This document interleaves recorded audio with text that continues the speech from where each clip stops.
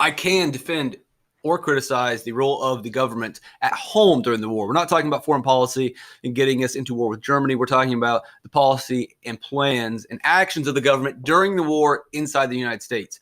I can defend or criticize the legislative branch's disapproval of the Treaty of Versailles. So understand, why did they disapprove of that? During the war, the government often suspends a lot of our rights in order to win the war, and they take care of the economy. They take control of the economy, I should say. What do you mean by take control of the economy? Well, they will tell businesses. Now, they don't completely take over businesses. Sometimes they kind of do. But often they will strongly encourage businesses to, hey, you need to stop making automobiles. We need to stop making goods for consumers. And we need you to turn your factory into a war machine. And we need you to build guns, bombs, missiles, tanks, clothing for the military. Whatever you're doing, we're going to need you to change some of your production over to help out with the war efforts. And it's not complete totalitarian government here, and sometimes it is, where the government basically just does it. But a lot of times, during World War I, the businesses and the government work together hand in hand. Also, the government will create a new department in the executive branch called the Committee of Public Information. It's pretty much just the Committee of Propaganda. What is propaganda? Where the government exaggerates facts, exaggerates truth, often lies, misleads people, mischaracterizes what's really going on in order to serve the common good, which is go win the war. So they will make Germany look like evil monsters, make them look subhuman. They will do whatever they want, whatever they need to do to convince the public, encourage the public, trick the public into doing what it wants. We still do propaganda today, but it's much more propaganda light. It's fact-based. It's not really an exaggeration, but there is still this, not the Committee of Public Information, but the government still works to convince people to do things to help out the government.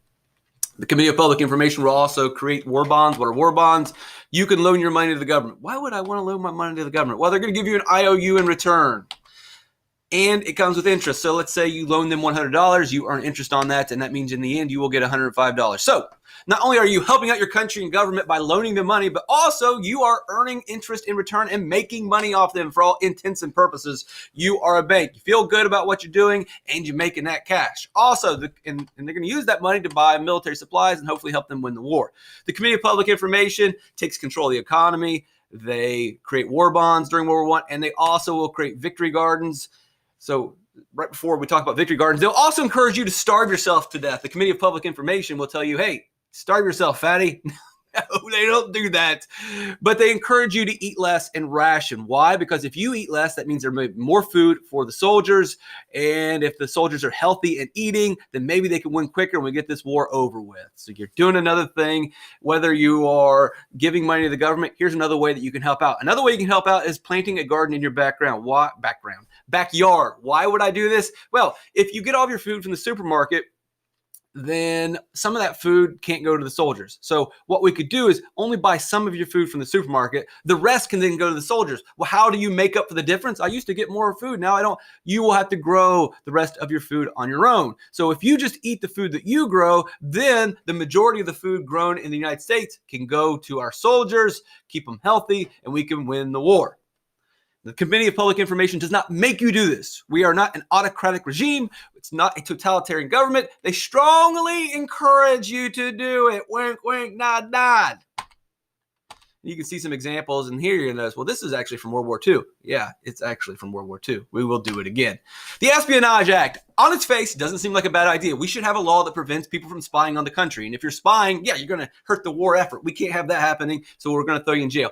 But that's not where it stops. It goes a little bit further. It makes it illegal to cause or attempt to cause insubordination, disloyalty, mutiny, refusal of duty in the military or naval forces of the United States, or to willfully obstruct the recruiting or the enlistment service of the United States. So this guy Schenck is passing out basically anti-war pamphlets. Really what they say are pamphlets or piece of paper encouraging people not to join the war, encouraging people not to, if they got drafted, don't go to the war, don't fight this war. It's a bad war. We're serving the corporatists. We're serving the elites. We're helping out the rich. We're helping out the imperialists. We should have no business in this war. And as he passes out those flyers, he's arrested and thrown in jail. You're probably screaming to yourself, you can't do that. Yes, they can. The Espionage Act. Remember when we said it went too far? It says if you willfully obstruct the recruiting or enlistment service of the United States. He's getting in the way of people joining the military. And the Espionage Act says that's illegal. And you're screaming, freedom of speech, freedom of speech. First Amendment of the Constitution says you can say whatever you want. You have the freedom to say. And if he wants to speak bad about the war, if he wants to tell people that you shouldn't join the war, he should be protected. Well, the Espionage Act says no, you can't. The Espionage Act is a law that says you cannot obstruct the recruiting or enlistment service of the United States. So it goes to the Supreme Court, and the Supreme Court has to look at the law, and they have to look at the Constitution to decide, okay, what are we going to do? Does this violate the First Amendment of the Constitution? If so, then we have to throw out the Espionage Act and tear it out, because nothing can violate the laws written in the First Amendment or any part of the Constitution. And most people clearly say, look, this is great and all, but this is violating freedom of speech. What the Supreme Court will say, as this ruling, Schenck for the United States, Schenck versus the United States, freedom of speech is not absolute. Your freedoms in the Bill of Rights and other rights that exist are not absolute. They have limits. There are limits to every single freedom. You can't go into a movie theater, and this is what Oliver Wendell Holmes, the Supreme Court justice here, will say. You can't go into a movie theater that's crammed full of people and scream fire, because then people are going to rush out. People are going to get injured. Your speech cannot hurt people. That's where we draw the line. You have freedom of speech, but it's not absolute. There are limits. Where do we draw that line? Where is the limit? He says the limit comes when you endanger people, like going into a movie theater and screaming fire. Someone can get hurt. Your speech is no longer protected at that point. The words used create a clear and present danger that they will bring about the substantive evils that the Congress has a right to prevent. So he is saying the government has the right to pass the Espionage Act. The government has the right to pass laws that limit speech if that speech creates a clear and present danger. If that speech can harm someone, then the government can create laws that limit that speech. This law limits that speech because they argue that what he is doing creates a clear and present danger. You're saying, well, what clear and present danger did he create? By passing out the anti-war pamphlets, encouraging people not to join the military, he is hurting the war effort. That's creating a clear and present danger. If we can't win the war, it puts our soldiers and our country in danger. And so they will argue that his actions did create a danger. They did create a substantive evil. Thus, his speech is not protected and he goes to jail.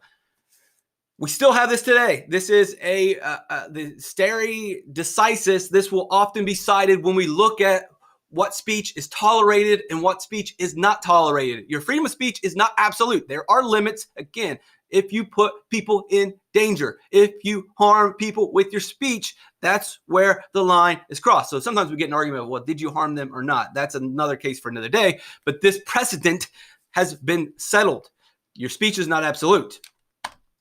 Also, the other big takeaway from Schenck, United States, this is still on the books. The Espionage Act is still on the books. And so if your speech creates a clear and present danger or substantive evil, the government can limit it. The government can also continue to pass laws that limit it going into the future. They can pass new laws that limit speech as long as the argument's made that, we were limiting that speech because it's creating a clear and present danger.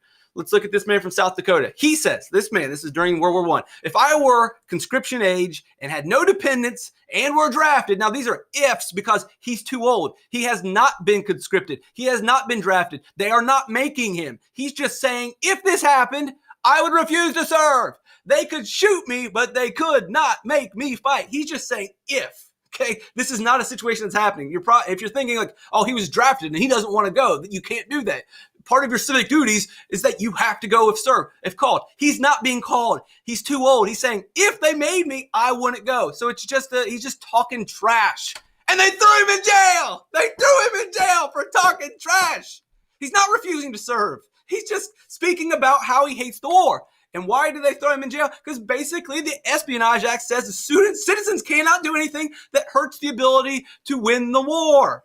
That's a substantive evil. That's creating a clear and present danger. Your speech, according to the government, is creating a substantive evil. It's creating a clear and present danger. This old man talking trash and disparaging our country, that's too far. We can't have it. And if this guy in South Dakota talks a bunch of trash, we might lose the war. Seems like an exaggeration, but he spent a year in jail for saying that. because of the Espionage Act. Like, but you got freedom of speech. We already said the Supreme Court in Schenck versus the United States rules that these are not absolute. Can't scream fire. Clear and present danger, substantive evil. Too bad, so sad. Oh, man. So you're probably thinking, man, I need to start choosing my words wisely. I'm thinking that myself as I record these videos.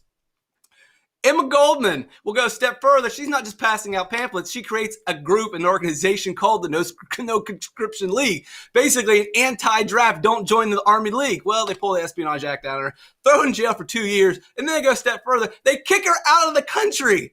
She's an anarchist. They say, oh, you want to be an anarchist, huh? Well, guess what? Why don't you go over to Russia? There's plenty of anarchy over there. And like, why did you pick a pirate ship? Because being an anarchist and looking at her history, that's the most fitting boat to put her on. They didn't literally put her on a pirate ship, but it's close enough, right? This is the government. You're thinking, we started with victory gardens and war bonds and, hey, don't make cars. We're going to need you just to make some military tanks. No big deal. When the war's over, we'll go back, right?